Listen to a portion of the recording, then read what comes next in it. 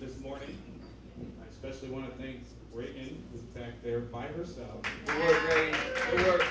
We had someone call in, and so she was by herself, and I couldn't help her enough.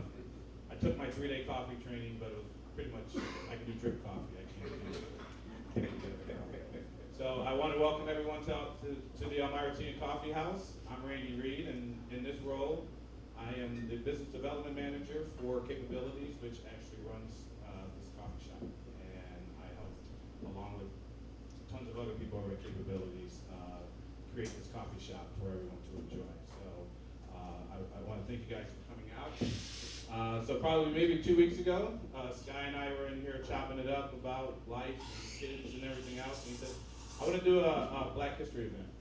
So do it here. And so that's what we ended up doing. So I just want to turn it over to Sky. Sky is an associate professor at Corning Community College, and we'll go in depth. We're going to do Yeah, a little back and yeah, forth. go ahead. Yeah, so I don't get to speak in Elmira that much. Normally I'm up on the hill and in classrooms. And February's a busy month when you're the only Black professor at a community college. So I took some time this year to try to come to my city to bring what I do to my city. So, my idea was just to have this whole spectrum of Black history, 500 years, as fast as I could pour through it. Try to get as much information out there as I could, and most importantly, commune and hopefully teach some things to people I love and I live around every day. So the timeline that we're looking at is going to start back to 1500s, right? So tell me, what did Africa look like in the 1500s? So in 1500, Africa's in transition. I have a map here that kind of communicates that. Is your drawing?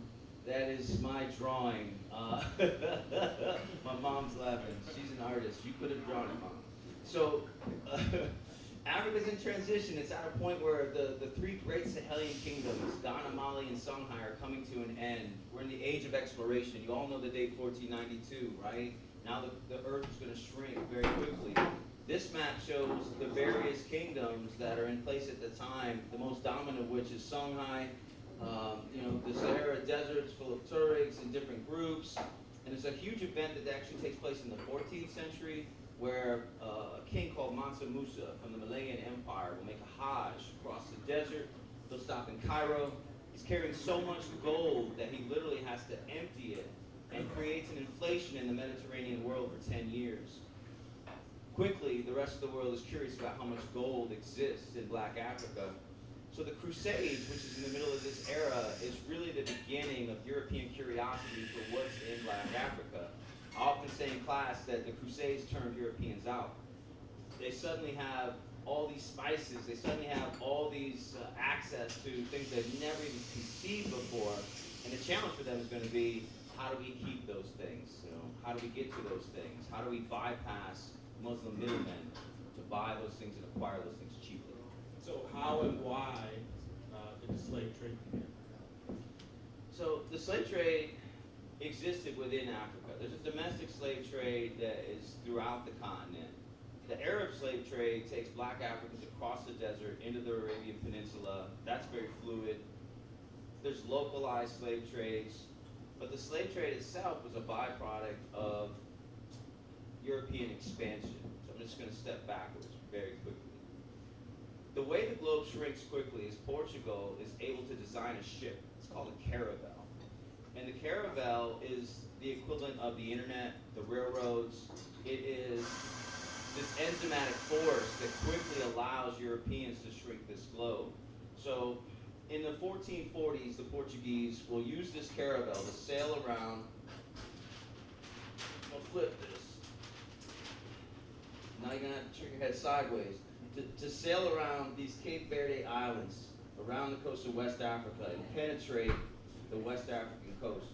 Once they do that, they're able to start trading in all kinds of things. You probably heard of the country, the Ivory Coast, Cote d'Ivoire. It's called the Ivory Coast because there's a lot of ivory there. You probably heard of the Gold Coast. Today it's Ghana. It's called that because there's a lot of gold there. They find all these trade goods, so they start building castles along this coast. And once they do that, they discover that we can make money doing a lot of things. But very quickly, once they are able to use that caravel, 1498, Vasco da Gama gets into the Indian Ocean. 1502, Cabral settles Brazil. And within 10 years, from 1492 to 1502, the globe has gone from this isolated, cellular reality into this integrated reality. And little tiny Portugal is really responsible for that. So to get to your question, when the Portuguese set up on this west coast, they're going to start buying Africans. I made two little dots here. That's Fernando Po and Pernambuco. So two tiny islands in the Bight of Benin. Here, the Portuguese are going to buy slaves, bring slaves from the coastal Africa to these islands. They're going to grow sugar.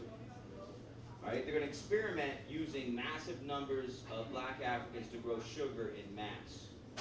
Sugar is really a byproduct of a lot of Eastern experimentation, but it's here that it becomes clear and obvious that that's going to be profitable. Okay, so let's go back to Columbus, 1492. He kind of stumbles into the New World. Often joke about this. The myth is that Columbus discovered the New World. We know Leif Erikson was in the New World in 1000, the Viking, yes? So you're telling me from 1000 to 1492, nobody crossed the Atlantic? That's 500 years. It takes Columbus 33 days. Nobody got lost and stumbled across the Atlantic. There had to be a drunk sailor who wandered across the Atlantic inadvertently at some point. But we'll buy that story. So once Columbus gets over there, there's now all these different nodes of European development in the New World. How do you make money? I mean, the question becomes, how do you make money? This is all about an economic investment for these Europeans. The first crop that becomes conspicuous in terms of its pecuniary value is sugar. Sugar, sugar, sugar. They experiment with it here. They're going to bring it into Brazil. They're going to bring it into the Caribbean. And now you have a need for labor. Why don't you use indigenous labor? What are your thoughts? Why do you think you didn't use indigenous labor? The Native Americans did. This is a Q&A. You jump in. Take a guess. Why not use the Native Americans that are there? Do they want more money? They want to need more money, maybe? The Europeans weren't fond of paying anyone any money. Enslavement is basically their tactic. But I'm saying, like you said, not to use indigenous people. Yes. Would it have cost more labor, money-wise, to use indigenous people? Actually, it was cheaper because they were here. The problem was they were dying in massive numbers. So 90% of indigenous people in the New World are dead within the first 120 years of European arrival.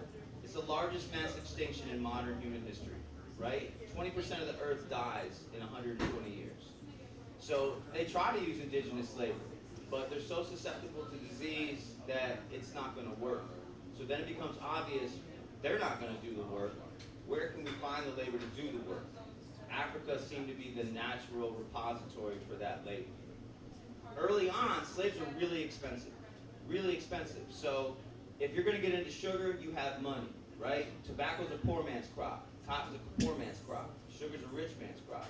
You're going to get into sugar, you have money. And you're going to need to import massive numbers of slaves.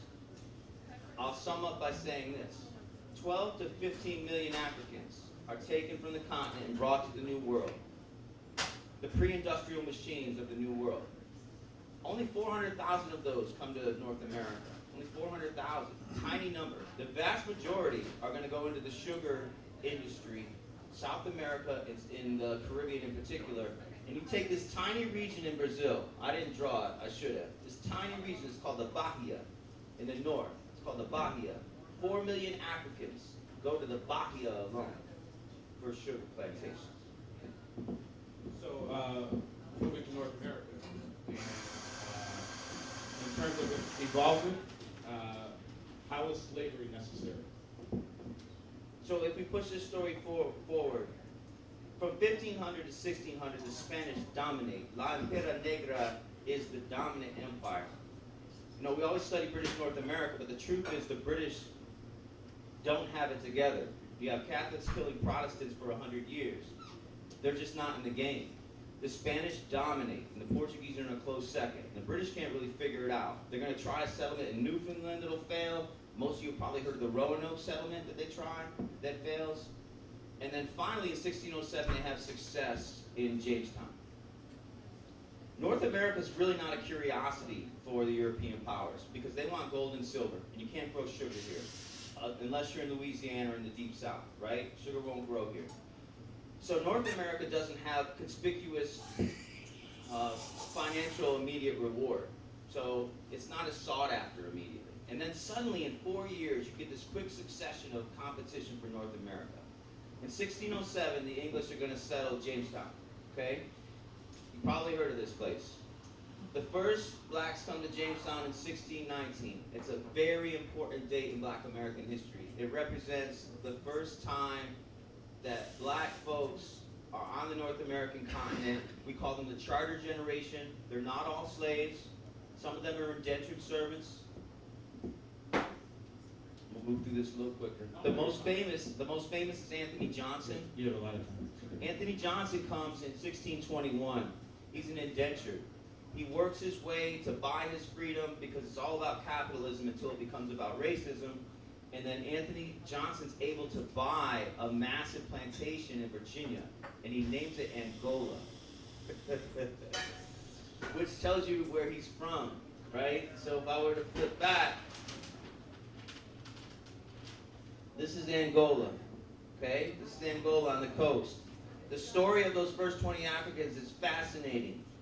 This is a Portuguese colony. The Portuguese are going to take these Africans across the ocean into the Gulf of Mexico to sell them in Mesoamerica. And they get robbed.